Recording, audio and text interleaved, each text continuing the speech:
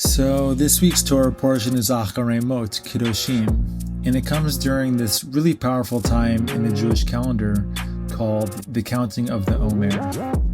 The Omer is the 49-day period between Passover, when the Israelites are freed from Egypt, and Shavuot, when they receive the Torah at Mount Sinai.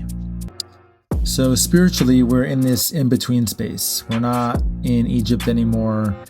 We're not fully at Sinai yet, where we receive the Torah. We're somewhere in the middle, in the wilderness, in the unknown. And I think that's such a powerful place to reflect from, because so much of life happens there in that unknown period, in that uncertainty. We have these moments where we leave something behind, a relationship, a job, a town, a group of friends, a pattern, a habit, an old version of ourselves, and we know we're not who we used to be anymore. But we also haven't fully become who we are becoming. And that's the wilderness period. The wilderness is this place between liberation and revelation. When we were in Egypt, we were in bondage. After we left Egypt, we freed ourselves, but we entered the wilderness where the transformation happens. And then we got to Sinai and received the Torah, and that was the revelation.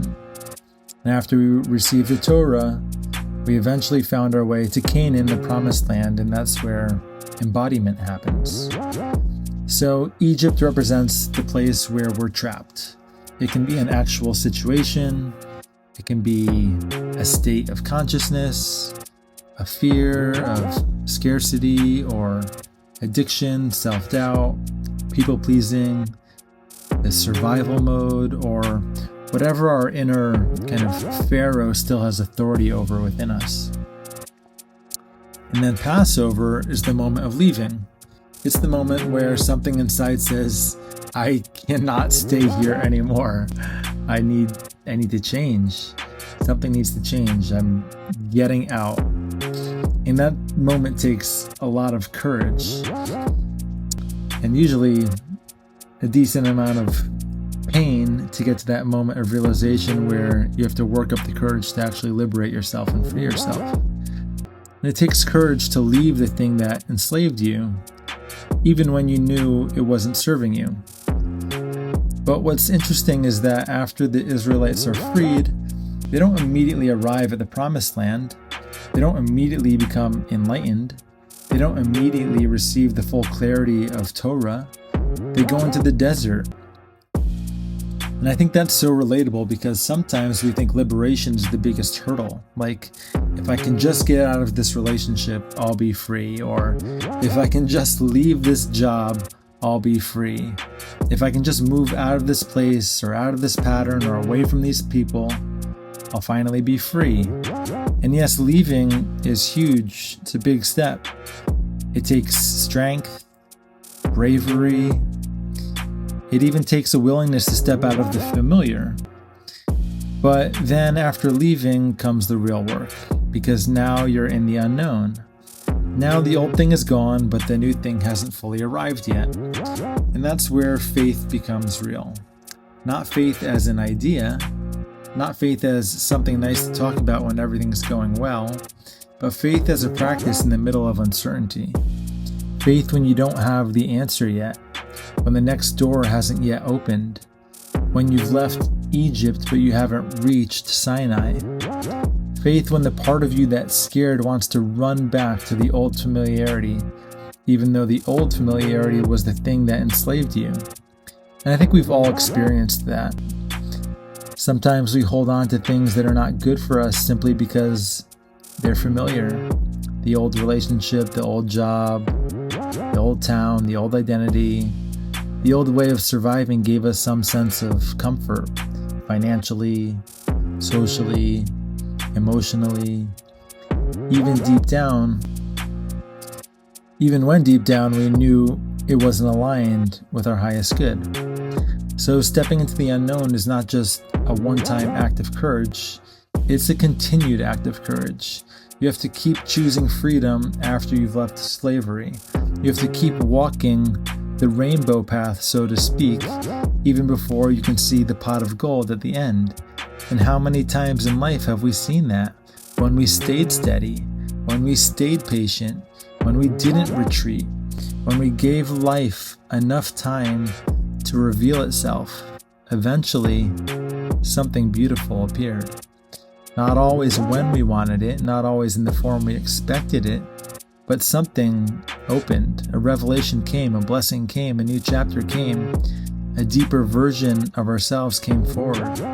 And I think that's one of the teachings of the Omer. Sometimes the journey from Egypt to Sinai is 49 days, and sometimes it's 49 months. Sometimes it's years after leaving the relationship that wasn't serving us, or years after leaving the job that was draining us, or years after leaving the identity that kept us small.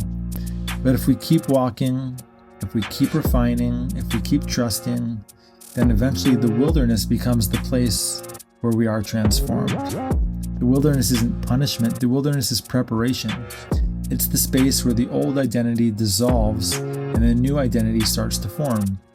And that connects so beautifully to this week's Torah portion because Acharei Mot Kedoshim gives us this central phrase, "You shall be holy, for I, the Lord your God, am holy."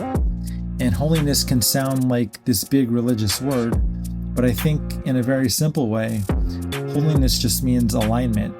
It means living in a way where your inner world and your outer world actions are connected. It means not just having spiritual ideas, but actually embodying them, like being honest, being kind, being responsible with your speech, respectful in your relationships, taking care of your community, not exploiting, not pretending. Because that's one of the powerful things about Kedoshim. It doesn't describe holiness as a floating away into some mystical realm of holiness. It describes holiness through ordinary human behavior. How do you treat your neighbor? How do you treat the poor? How do you handle conflict? How do you speak? How do you conduct business? How do you love? There's that famous line in this portion, love your neighbor as yourself. And we hear that line so often that it can almost become cliche. But it's actually pretty radical because it doesn't just say be nice to your neighbor. It says love your neighbor as yourself, which means the way I relate to other people is inseparable from the way I relate to myself. And that connects to what we were talking about last week with speech, with Lashon Hara and Lashon HaTov, negative speech and positive speech. Because if I'm constantly judging myself, I'm probably going to judge other people. If I'm constantly criticizing other people, there's probably some part of me that's also living under criticism. If I can't extend compassion outward, there's probably somewhere inward where I haven't received compassion either.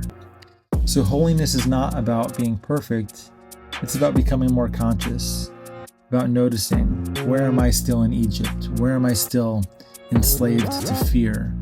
Where am I still acting and reacting from old pain?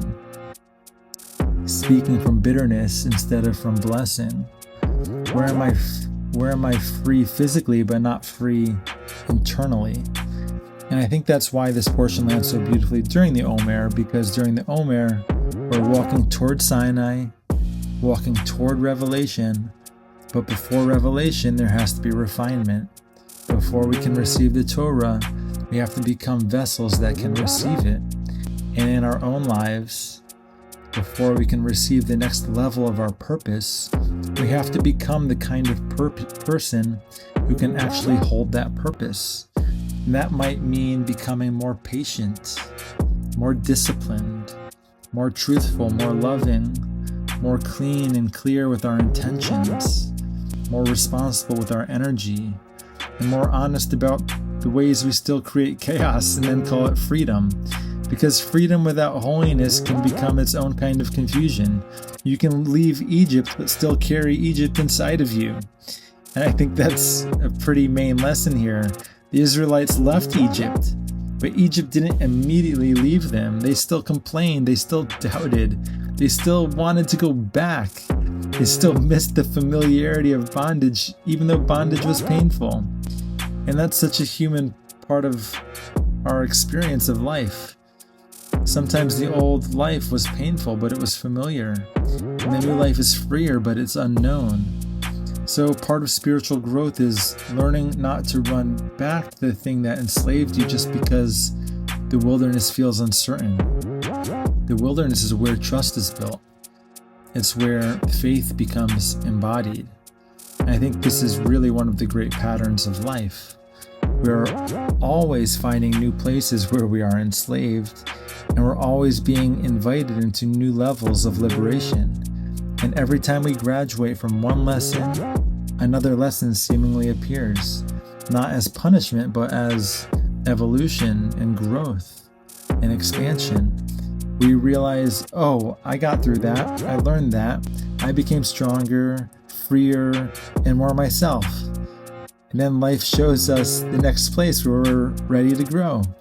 So the process just keeps repeating. Bondage, liberation, wilderness, revelation, embodiment, again and again. And the more we understand that this is the process, the less afraid we have to be when we find ourselves in the wilderness again. We can start to relax into it a little more. We can say, okay, I've been here before. This uncertainty doesn't mean that I'm lost. This uncertainty might mean I'm being prepared. And maybe that's what faith really is. Faith is not pretending everything is clear. Faith is continuing to walk when it isn't clear.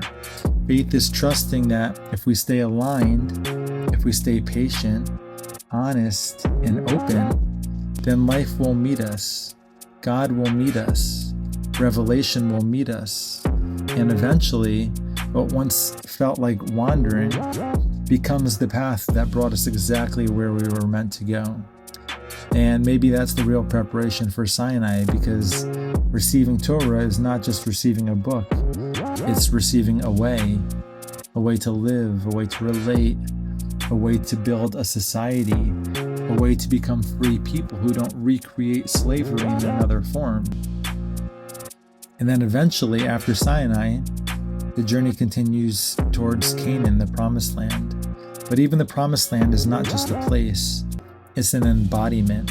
It's what happens when revelation becomes lived, when the spiritual teaching becomes how you actually walk, speak, work, love, build, and serve. So we're in the wilderness right now. We're counting, we're preparing, we're becoming. And maybe the simple reflection for this week is, where in my life am I being invited to become more holy? Where am I being asked to align my actions with my values? Where am I being asked to love my neighbor as myself? Where am I being asked to stay faithful, even though I don't have full clarity yet? And where am I being asked not to run back to Egypt just because the wilderness feels uncertain? Because revelation is coming, but we have to keep walking toward it. So that's my reflection for this week. May we use this time of the Omer to refine ourselves, to become more conscious, more loving, more truthful, more patient, and more aligned. And may we remember that the wilderness is not a sign that we're lost. Sometimes the wilderness is exactly where transformation happens. Good Shabbos, Shabbat Shalom. Until next week.